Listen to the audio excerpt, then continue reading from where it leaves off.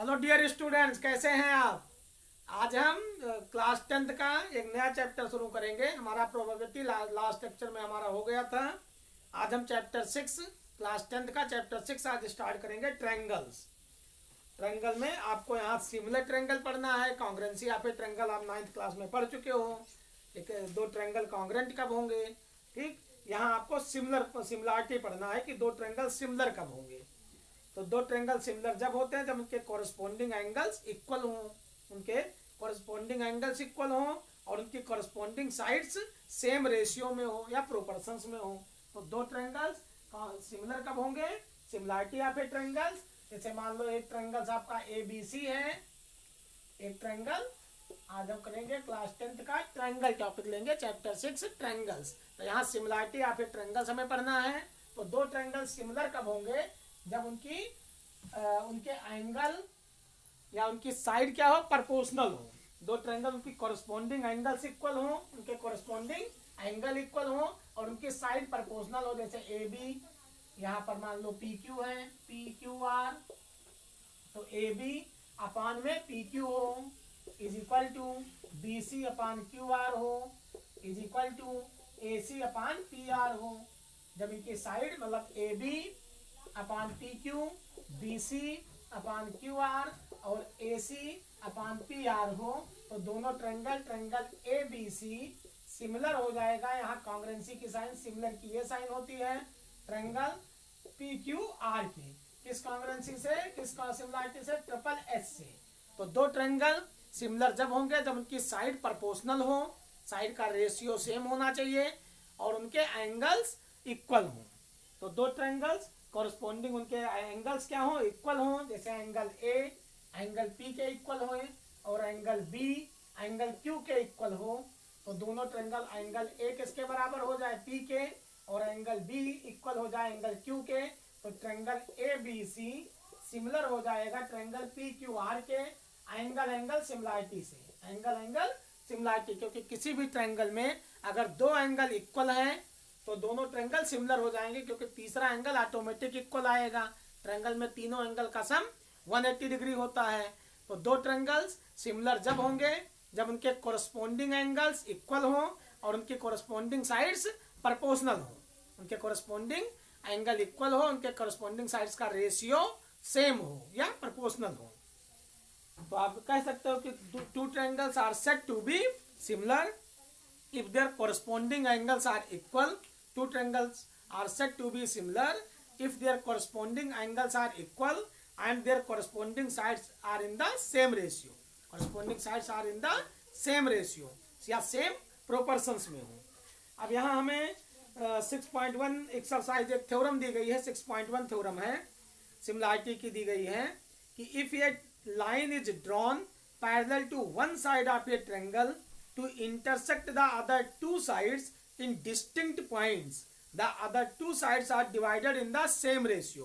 आप प्रूफ करो कि if a line is drawn parallel to one side of a triangle, किसी भी ट्रायंगल में अगर एक साइड के पैरेलल कोई लाइन ड्रॉ की गई है और वो रिमेनिंग टू साइड्स को सेम रेशियो में डिवाइड कर रही है। समझ में आया। if a line is drawn parallel to one side of a triangle to intersect the other two sides in distinct points, दो distinct point पर intersect कर रही है, the other two sides are divided in the same ratio। तो इसको हम BPT theorem या basic proportionality theorem भी कहते हैं। इस थ्योरम को हम बीपीटी थ्योरम या बेसिक प्रोपोर्शनलिटी थ्योरम या थेल्स थ्योरम के नाम से भी जानते हैं। ये थेल्स, अब इनकी हिस्ट्री आप थेल्स की पढ़ लोगे तो इसको हम बेसिक बीपीटी थ्योरम या थेल्स थ्योरम के नाम से भी जानते हैं। एक ग्रीक ये मैथमेटिशियन थे थेल्स, एक फेमस ग्रीक मैथमेटिशियन थे थेल्स। तो उन्होंने इस थ्योरम को दिया। इन्होंने क्या बताया, अब हम आज 4-5 थ्योरम्स हैं, तो इसमें हम आपको थ्योरम सिखा देंगे, उसके बाद एक्सरसाइज करेंगे। आवाज आ रही है बच्चा? Yes sir. तो यहाँ पर BPT theorem, basic proportionality theorem, basic proportionality theorem, proportionality theorem, basic proportionality theorem या थेल्स थ्योरम। थेल्स एक ग्रीक मैथमेटिशियन थे, तो इन्होंने एक थ्योरम दिया, ये उन्हीं के नाम से थेल्स थ्योरम रखी गई। तो यहाँ बीपीटी थ्योरम कहो चाहे बेसिक प्रोपोर्शनैलिटी थ्योरम या थेल्स थ्योरम, जो आपके 640 बीसी से और 546 बीसी में इनका मतलब जन्म हुआ और डेथ हुई। ये सब हमें अब इन्होंने क्या बताया कि किसी भी ट्रायंगल्स में, कोई भी ट्रायंगल्स है, सपोज करो ए बी सी एक ट्रायंगल्स है, अब बीसी साइड के पैरेलल कोई लाइन ड्रॉ कर दिया डीई, बीसी के पैरेलल एक लाइन ड्रॉ किया डीई, अब डीई साइड जो ए बी और ए सी दो रिमेनिंग साइड है, इनको दो अलग अलग पॉइंट पर इंटरसेक्ट कर रही है, ए बी को डी पॉइंट पर और ए सी को ई पॉइंट पर इंटरसेक्ट कर रही है, तो ये सेम रेशियो में डिवाइड होगी साइड। इसका मतलब ए डी अपॉन में डी बी बराबर होगा ए ई अपॉन में ई सी। इसी को हम basic proportionality theorem, BPT theorem, basic proportionality theorem या थेल्स थ्योरम के नाम से जानते हैं। क्या बताया इन्होंने कि इफ ये line drawn parallel to one side of a triangle, तो this line divides the remaining two sides A B and A C in two different point या two distinct point D and E. तो the other two sides means A B and A C is divided in the same ratio, that is AD upon में DB is equal to AE upon में EC। किसी भी triangle में ABC एक triangles है, एक side के parallel, जैसे BC के पैरेलल आपने लाइन ड्रॉ किया DE, तो एक साइड के पैरेलल कोई लाइन ड्रॉ किया जाए तो ये रिमेनिंग दो साइड मीन्स AB और AC को दो डिफरेंट पॉइंट पर इंटरसेक्ट करती है, दो डिफरेंट पॉइंट पर इंटरसेक्ट करती है, मतलब डी और ई पर। तो ये जो डिफरेंट पॉइंट पर इंटरसेक्ट करती है, ये दोनों रिमेनिंग साइड्स सेम रेशियो में डिवाइड होंगी। इसका मतलब A D upon D B is equal to A upon E C होगा। किसी भी ट्रायंगल में एक साइड के पैरेलल अगर कोई लाइन ड्रॉ किया जाए तो वो रिमेनिंग टू साइड्स को दो डिफरेंट पॉइंट पर इंटरसेक्ट करेगी और वो दोनों डिफरेंट साइड सेम रेशियो में डिवाइड होंगे। यही आपकी बीपीटी थ्योरम है या थेल्स थ्योरम है। समझ में आ गया? Yes sir. अब यहाँ पर हम इसको प्रूफ कैसे करेंगे, तो प्रूफ आप कर सकते हो। अब इस थ्योरम्स को हम प्रूफ कर लेते हैं, बीपीटी थ्योरम्स को।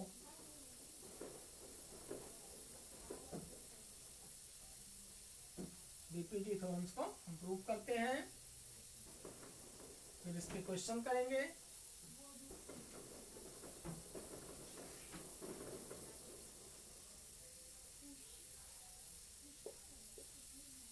एबीसी एक ट्रायंगल्स है, एबीसी एक ट्रायंगल्स हो गया, और डीई बीसी के पैरेलल लाइन आपने ड्रॉ कर दिया, डीई बीसी के पैरेलल लाइंस हैं, ठीक। अब आपको प्रूफ क्या करना है, यहाँ गिवन में इन ट्रायंगल एबीसी, गिवन में क्या लिखा है, आप यहाँ चार स्टेप होता है ज्योमेट्री, गिवन में लिखोगे इन ट्रायंगल एबीसी में डीई पैरेलल टू बीसी, ये आपको गिवन में दे रखा है। अब प्रूफ करना है कि ये रिमेनिंग टू साइड्स को सेम रेशियो में डिवाइड करेगा, तो टू प्रूफ में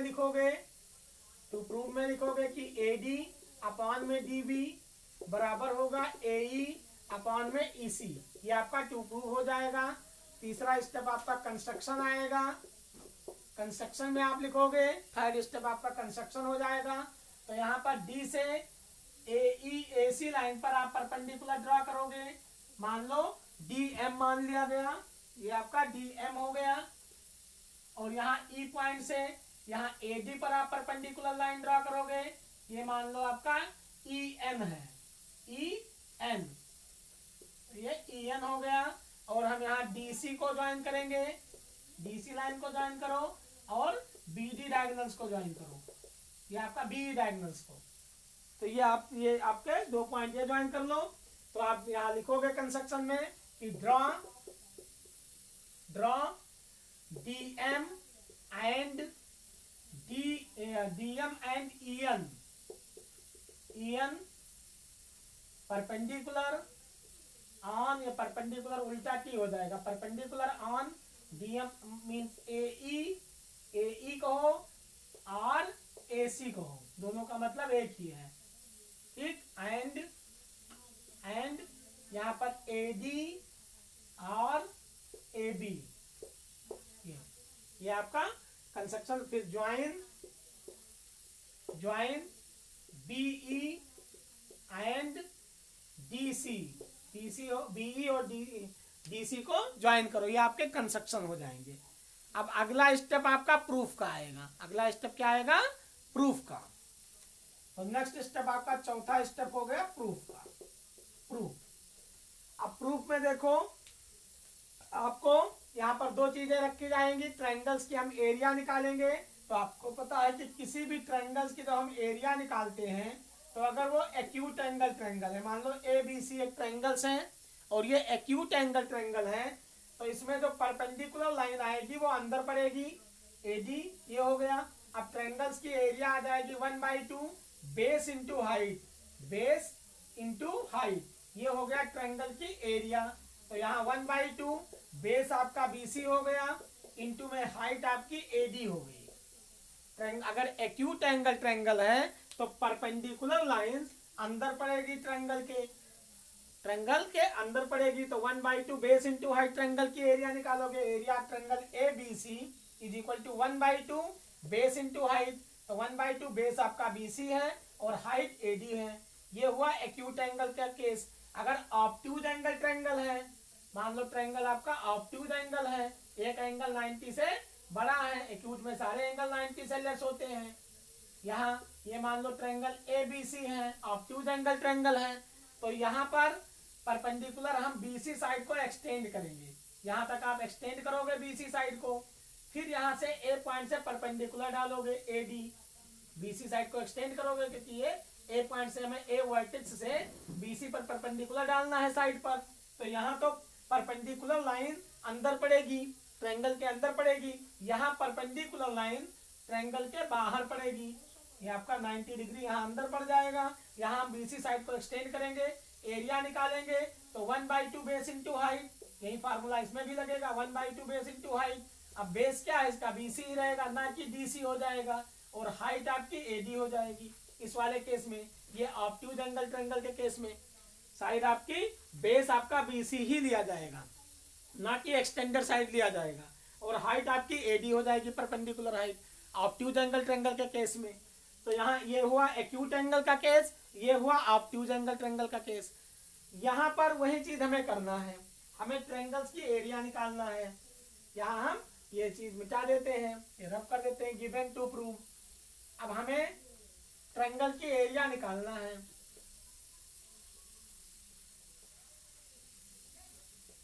एरिया ऑफ ट्रायंगल, अब हम इधर निकालेंगे, तो area of triangle A D ई, पहले हम एरिया, ये 90 आपने परपेंडिकुलर डाला है तो ये एंगल 90 डिग्री है और ये भी 90 डिग्री है। तो area of triangle A D E निकालते हैं। Area of triangle A D E is equal to 1/2 base into height, area का फार्मूला होता है। तो 1/2 बेस आपका हो गया, बेस एडी हो गई, एडी इंटू में हाइट आपका ईएन हो गया, हाइट ईएन हो गया। इसको हम इक्वेशन फर्स्ट मान लेते हैं।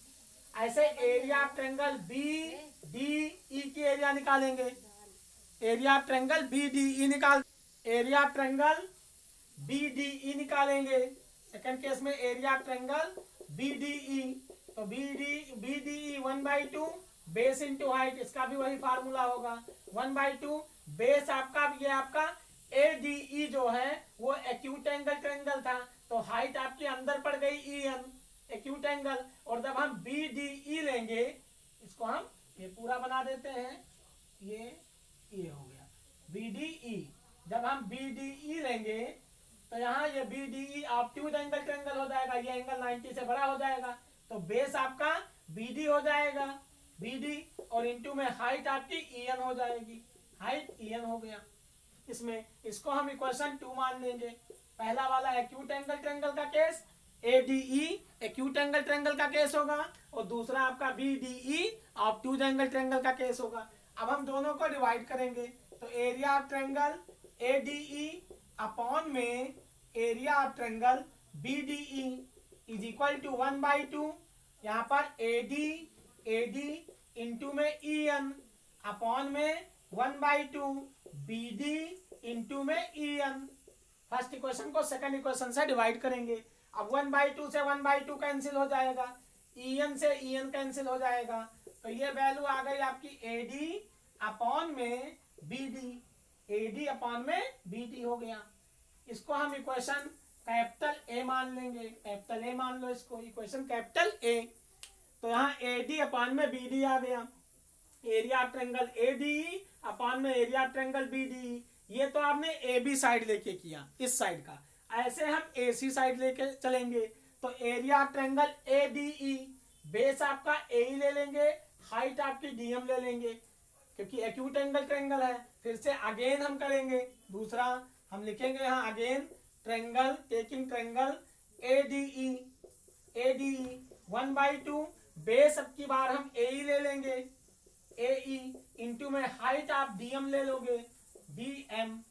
इसको हम इक्वेशन 1/2 बेस इंटू हाइट, इसको हम इक्वेशन थर्ड मान लेंगे, तीसरा इक्वेशन मान सकते हैं। अब हम एरिया ऑफ ट्रायंगल DCE निकालेंगे। सेकंड केस में area of triangle DCE 1/2, base आपका CE हो जाएगा, ऑब्ट्यूज एंगल ट्रायंगल है, और हाइट आपकी DM हो जाएगी, एक्सटेंडेड साइड लिया जाएगा, EC लिया जाएगा, एक्सटेंडेड आपकी परपेंडिकुलर आ जाएगी DM। इसको हम इक्वेशन फोर्थ मान सकते हैं। अब हम इक्वेशन थर्ड को इक्वेशन 4 से डिवाइड करेंगे, आप यहाँ पर देख सकते हो। तो इक्वेशन थर्ड को इक्वेशन 4 से हम डिवाइड करेंगे, तो यहाँ जब इसको डिवाइड करोगे तो यह आ जाएगा आपका area of triangle ADE upon में area of triangle DCE is equal to 1/2, और बेस आपका यहाँ AE था, तो AE इंटू में AE इंटू में DM डिवाइड में 1/2, बेस आपका CE था, तो CE इंटू में DM, ये हो गया। अब 1/2 से 1/2 कैंसिल, DM से DM कैंसिल, तो ये आ गया आपका डिवाइड करके AE अपॉन में CE हो गया, AE अपॉन CE। ये ऊपर दिखाई दे रहा है बेटा, देखो। Yes sir. पूरा दिखा? यस सर, नीचे का सर, थोड़ा नीचे का। हाँ, नीचे का भी। अब देखो नीचे। यस सर, ठीक है। हाँ, ऊपर दिख रहा है पूरा कंप्लीट। Yes sir. ठीक है, पीछे कर देता हूँ। अब देखो, अब पूरा दिख रहा है। यस सर, ठीक है। ठीक। तो यहाँ पर हम ये आ गया AE अपॉन C, इसको हम इक्वेशन B मान लेते हैं, कैपिटल B मान लिया गया, इक्वेशन कैपिटल B। अब यहाँ कैपिटल A और कैपिटल B इक्वेशन से देखो, तो area of triangle ADE upon में एरिया ऑफ ट्रायंगल DCE, ये AE अपॉन C हो गया इक्वेशन B, और ये इक्वेशन A था AD अपॉन DB। अब यहाँ देखो, तो AD अपॉन DB, और यहाँ पर दूसरा, अब हम इसको थोड़ा रब करना पड़ेगा, हमें बीच के पोर्शन हटाना पड़ेगा, तो इसको हम हटा देते हैं, ये पोर्शन बीच के हटा देते हैं। इक्वेशन फर्स्ट A और B लेके चलते हैं। अब यहाँ आप लिखोगे from equation A and equation B, from equation A and equation B,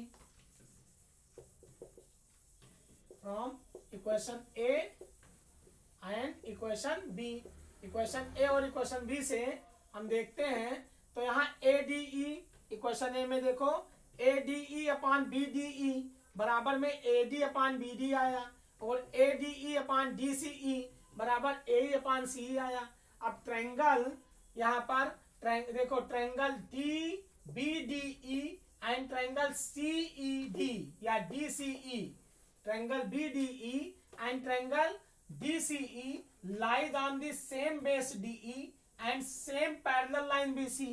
आपको ये थ्योरम 9th में पढ़ा है कि अगर कोई ट्रायंगल्स है, मान लो एक ट्रायंगल ABC है और दूसरा ट्रायंगल आपका यहाँ पर ये आ गया BCE, और दोनों सेम बेस पर हों और सेम पैरेलल लाइन के बीच में हों, जैसे BC लाइन बीसी बीसी जो है वो एल लाइन के पैरेलल्स है।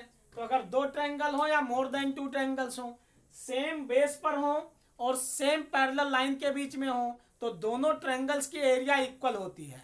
आपने थ्योरम पढ़ा है चैप्टर 9 में, areas of a parallelograms and triangle में, 9th क्लास में, कि two triangles lies on the same base and between same parallel lines are equal in area. दूसरी थ्योरम क्या थी कि triangle and parallelograms lies on the same base and same parallel line, then area of triangle is half the area of a parallelogram।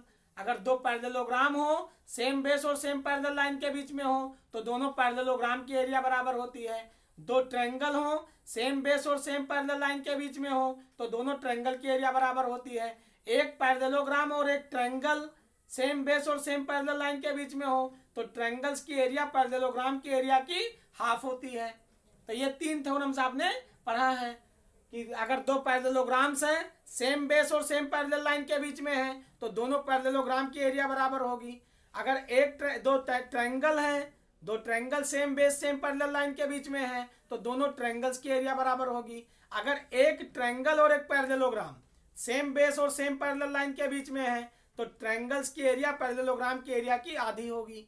तो यहाँ पर दो triangles हैं, triangle BDE and triangle DCE lies on the same base DE and between same parallel line BC, therefore area of triangle BDE is equal to area of triangle CDE। क्योंकि triangle area दोनों triangle BDE और CDE same base क्या है इनका DE and same parallel line BC के बीच में lies कर रहे हैं, तो दोनों ट्रायंगल्स की एरिया इक्वल होगी। तो यहाँ देखो कि ट्रायंगल आपका BDE ये आपका और DCE, मतलब ये DCE ट्रायंगल और ट्रायंगल BDE ये वाला ट्रायंगल, ये दोनों बराबर हो गए, डिनोमिनेटर दोनों के बराबर हैं, तो न्यूमरेटर ऑटोमेटिक बराबर होगा, क्योंकि यहाँ DCE किसके बराबर है, BDE के। तो कहने का मतलब क्या है कि ये रेशियो इस रेशियो के बराबर होगा, क्योंकि डिनोमिनेटर इक्वल है तो न्यूमरेटर ऑटोमेटिक इक्वल होगा। तो हम यहाँ पर क्या लिख सकते हैं कि एरिया ऑफ ट्रायंगल, डिनोमिनेटर दोनों यहाँ लिख देंगे, फिर बराबर कर देंगे। तो यहाँ आप लिखोगे कि area of triangle BDE and area of triangle DCE lies on the same base, same base, इनका बेस क्या है, सेम बेस आपका हो गया lies on the same base आपका DE है, एंड सेम पैरेलल लाइन कौन सी है, BC। तो therefore area of triangle DCE या BDE is equal to area of triangle ये आपका BDE is equal to area of triangle DCE। तो जब डिनोमिनेटर दोनों के बराबर हो गए, तो therefore from equation first and equation second, from equation A and equation B, from equation A and equation B means AD upon में BD बराबर होगा यहाँ पर AE अपॉन में CE। यही आपका BPT थ्योरम्स है, यही BPT थ्योरम्स हो गई, बेसिक प्रोपोर्शनलिटी थ्योरम। समझ में आया? Yes sir. तो ये आपकी पहली थ्योरम्स थी। अब सेकंड थ्योरम हम करते हैं। Yes sir. हाँ, करा रहे हैं।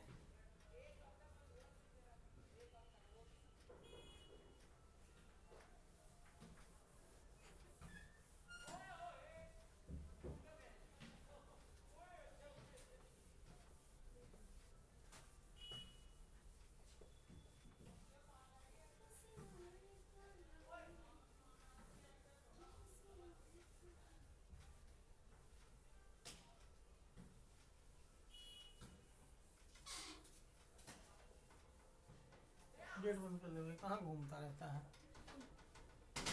अगली थ्योरम्स हम कर रहे हैं। अब हम कन्वर्स ऑफ बीपीटी थ्योरम्स करेंगे। सेकंड थ्योरम्स है converse of BPT theorems. If ये लाइन पेज नंबर 126 पर आप देखो, मिला बेटा 126 number page. Yes sir. If a line divides any two sides of a triangle in the same ratio then the line is parallel to the third side. कहने का मतलब क्या, if a line divides any two sides of a triangle in the same ratio, अगर किसी भी, अब वहां क्या था, रेशियो हमें प्रूव करना था, लाइन पैरेलल दिया था। कन्वर्स ऑफ बीपीटी थ्योरम्स क्या है कि अगर कोई लाइन है, कोई मतलब लाइन ए बी सी, मान लो कोई ट्रायंगल्स है और कोई लाइन इसको सेम रेशियो में डिवाइड कर रही है, तो वो लाइन पैरेलल्स है। इसका मतलब ए डी अपान में D B is equal to A E upon में ई सी, ये दे रखा है, ये गिवन है। तो आप प्रूफ करो कि डी ई पैरेलल से बी सी के, डी किसके पैरेलल से, बी सी के, क्योंकि यहाँ क्या है, रेशियो दिया है, लाइन पैरेलल प्रूफ करना है। बीपीटी में था क्या था कि पैरेलल लाइन दिया था, रेशियो प्रूफ करना था कि अगर कोई लाइन पैरेलल एक साइड के ड्रॉ किया जाए तो सेम रेशियो में डिवाइड करेगी। यहाँ क्या है कि रेशियो सेम रेशियो में डिवाइड कर रही है, तो आप प्रूफ करो कि ये लाइन इसके पैरेलल है। तो डीई पैरेलल है बीसी के, ये आपका कन्वर्स ऑफ बीपीटी थ्योरम्स है, कन्वर्स ऑफ बीपीटी थ्योरम्स। तो ये आपको बाद में प्रूफ करेंगे। एक एरियाज की थ्योरम्स है, एक पाइथागोरस थ्योरम है, दो थ्योरम्स और हैं। इसमें आपको लाइन यही दिखा देना है कि this theorem can be proved by taking a line DE such that AD upon, अब यहाँ पर हम यहाँ पर डीई जो लाइन दिया गया है, तो एक हम पैरेलल लाइन इसको डीई ना मान करके एक हम दूसरी लाइन मान लेते हैं कि ये आपकी ये लाइन है, ये डीई पैरेलल ना हो करके एक दूसरी लाइन डीई डैश गई है, ये लाइन पैरेलल है। ये हमें प्रूफ करना है, ये मतलब हम मान के चलते हैं कि डीई लाइन पैरेलल ना होकर के डीई डैश वाली लाइन पैरेलल है। तो जब डीई डैश बीसी के पैरेलल है तो यहाँ पर एडी अपान में डीबी बराबर हो जाएगा एई डैश अपान में ई डैश सी, ई डैश सी, क्योंकि by BPT theorems, by BPT theorems क्या है कि किसी भी ट्रायंगल में एक साइड के पैरेलल कोई लाइन ड्रॉ किया जाए तो रिमेनिंग टू साइड्स को सेम रेशियो में डिवाइड करती है, ये बीपीटी थ्योरम्स है। कन्वर्स ऑफ बीपीटी में हमें ये लाइन दिखाना है कि डीई बीसी के पैरेलल्स है, तो हम मान के चलते हैं कॉन्ट्राडिक्शन, हम कॉन्ट्राडिक्ट मान के चलेंगे कि डीई बीसी के पैरेलल्स नहीं है, ये हम मान के चलेंगे कि डीई जो है वो बीसी के पैरेलल नहीं है लाइन। तो हम एक दूसरी लाइन बताते हैं कि डीई डैश, कंस्ट्रक्शन में हम क्या करेंगे कि डीई डैश जो लाइन है वो बीसी के पैरेलल्स है, ये हम कंस्ट्रक्ट कर लेते हैं। तो कंस्ट्रक्शन में हम मान के चलेंगे कि डीई डैश, ये आपका डीई डैश लाइन पैरेलल से बीसी के, जब डीई डैश लाइन बीसी के पैरेलल्स है तो एडी अपान में डीबी बराबर है डीई डैश मतलब एई डैश अपान में E dash C by BPT theorem से। अब जो एई डैश अपान में ई डैश सी है तो ये ई पॉइंट इसको कॉन्साइड करेगा, ये तभी हो सकता है क्योंकि यहाँ पर ये जब ई और ई डैश कॉन्साइड हो जाए, एक दूसरे के ऊपर ओवरलैप हो जाए, तो इसका मतलब कि डीई डैश एक पैरेलल लाइन ना होकर के डीई डैश और डी ये दोनों सेम लाइन है, एक दूसरे को कॉन्साइड कर रही हैं, एक दूसरे के ऊपर ओवरलैप कर रही हैं। बस ये कॉन्ट्राडिक्शन मेथड से आप प्रूफ कर सकते हो। समझ में आया नहीं आया? Yes sir. तो यहाँ पर आप 2-3 लाइन बस केवल लिखना है आपको कि this theorem can be proved by taking a line DE such that AD upon DB is equal to AE upon EC, assuming that DE is not parallel to BC, it is DE is not parallel to BC, एक line DE dash आप draw करो BC के parallels. अब AD upon में DB बराबर होगा AE dash upon में E dash C, यहाँ AE डैश अपान में E डैश C, क्योंकि ये बाई BPT थ्योरम से। अब AE अपान में EC, AE अपान में EC, ये आपका AE अपान में E C is equal to A E dash upon में ई डैश सी हो जाएगा, क्योंकि इसमें भी आपका A D upon D B है, A D upon D B, और यहाँ ए ई डैश अपान ई सी है, ए ई डैश अपान में ई डैश सी है, यहाँ A D upon D B बराबर ए ई अपान ई सी है, तो ए ई डैश अपान में ई डैश सी ओवरलैप करेगा ए ई अपान ई सी के ऊपर। तो this implies that D E dash and D E are overlapping to each other, ये एक दूसरे के ऊपर ओवरलैप कर रहे हैं। समझ में आया? तो ये आपका कन्वर्स ऑफ बीपीटी थ्योरम से हो जाएगी।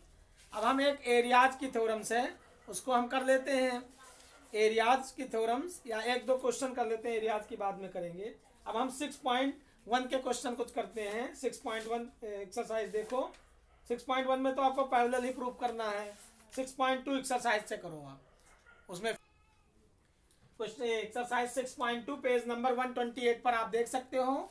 128 पर आपका पेज नंबर 128 एक्सरसाइज 6.2 में हमें ए बी सी एक ट्रायंगल दिया है। डीई लाइन बीसी के पैरेलल्स है, हमें ईसी की वैल्यू फाइंड आउट करना है। यहाँ पर डीई लाइन बीसी के पैरेलल है, हमें एडी की वैल्यू फाइंड आउट करना है। तो गिवन में दे रखा है कि डीई बीसी के पैरेलल्स है, तो आप जब पैरेलल्स है तो एडी अपान में डीबी इज इक्वल टू एई अपान में ईसी। अब हम वैल्यू दिया है, ए की वैल्यू 1 सेंटीमीटर, एडी की वैल्यू 1.5 दिया है, यहाँ ये डीबी की वैल्यू 3 सेंटीमीटर, ईसी पता करना है।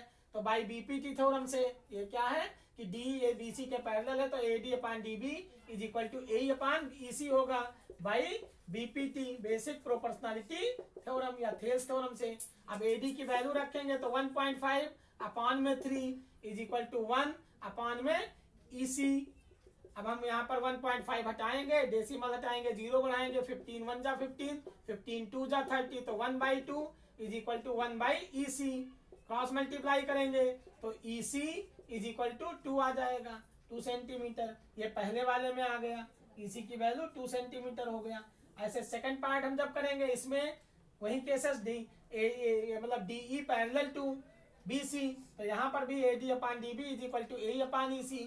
वैल्यू रखो तो AD अपान में DB की value 7.2 is equal to AE 1.8 upon में 5.4, डेसिमल काटोगे 18 1 जा 18, 18 3 जा 54। अब AD इज इक्वल टू 7.5 ऊपर ले जाओगे तो 7.2 डिवाइडेड बाई 3 से काटो, 3 2 जा 6 और 3 4 जा 12, तो AD की वैल्यू कितना आ गया 2.4 सेंटीमीटर। यहाँ पर AD 2.4 सेंटीमीटर हो जाएगा, ये वैल्यू 2.4 सेंटीमीटर हो गया। यहाँ पर EC की वैल्यू 2 सेंटीमीटर हो गया। भाई बीपीटी थ्योरम से हम निकाल सकते हैं दोनों को। समझ में आया? समझ में आया बेटा? हाँ, क्वेश्चन नंबर अब हम सेकंड करेंगे। सेकंड पार्ट इसका, E and F are point on the side PQ and PR respectively of triangle PQR. E and F are point on the sides PQ and PR respectively of a triangle PQR. For each of the following cases, state whether EF parallel to QR. EF क्या है? QR के parallels है। यहाँ figure देखो। Hello, आवाज